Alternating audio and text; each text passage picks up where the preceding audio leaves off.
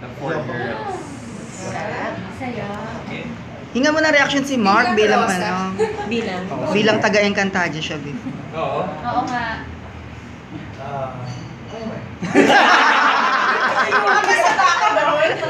Good for you. Good for her. Sabi ko, good for her. Good for you. Kasama kaya ako sa Every Breaking and Daddy. Kasi wala nakapart ka nun eh. Yung pinatay ako doon. Bakit ba? Pwede ka mong mabuhay. Karo ka baka ibang character na. Ano tayo nung ginagawa? Pero masama yung loob sa pagpapatay Next year pa naman yun. Grabe mo ng show.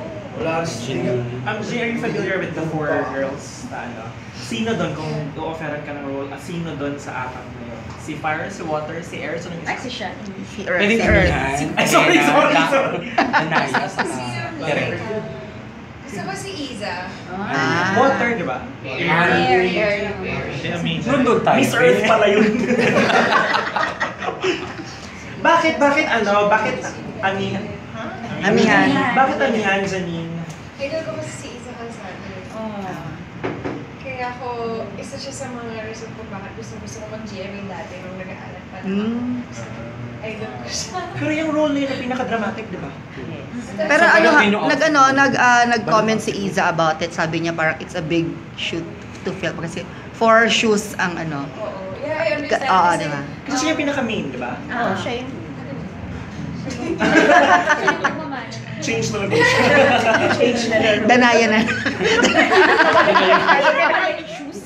Alena na lang ako kumakanta. Hindi, I understand na kahit sino namang makakast sa bagong NCA, malaking responsibility dun kasi it was such a successful show. Tsaka kapag nagkakwento si Ate Shine dati tungkol sa NCA, talagang patayan yung mga shooting nila kasi bilang fantaserye, di ba? Oo nga eh. Doon na daw sila natutulog sa harap ng set mismo para pag ikaw na, hihilahin ka na lang. But they wanna do it if ever it's over. Yeah, why not?